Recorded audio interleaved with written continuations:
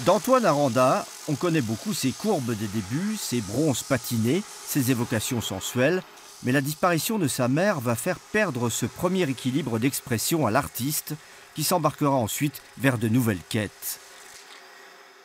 Après les courbes, là, tout ce que je fais, là, tout ce que je faisais, tout s'est écroulé.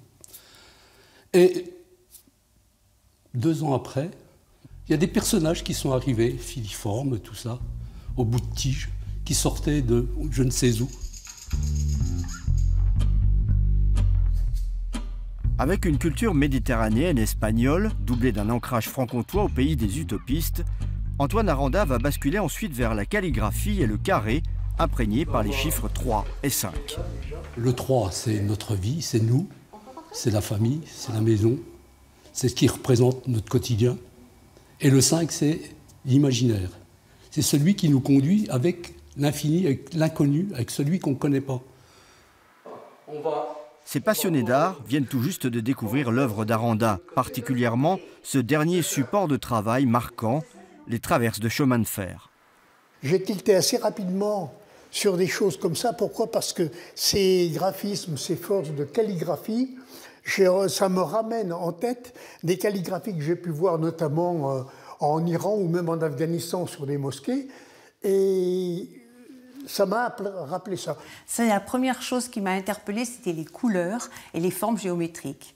J'ai une formation scientifique, j'ai été prof de maths toute ma vie, j'ai beaucoup travaillé avec les enfants sur les dessins géométriques.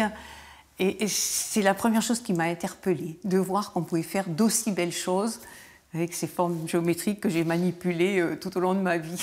Poutres de charpente et traverses vivent ici leur 3e vie sur le thème de la métamorphose et de la résurrection. Après le passage du noir, j'accentue les rides. C'est-à-dire qu'en fait, la pièce qui était en fin de vie, effectivement, elle est ridée. Et plus elle est ridée, plus elle est belle. Je lui rends son apparat de sa 3e vie. Ce fait de la résurrection, il est symbolisé par le bois qui, lui, était complètement en fin de vie et qui, lui, maintenant, va traverser l'éternité. Aranda s'engage sur des chemins de traverse balisés par le mystère et l'imaginaire.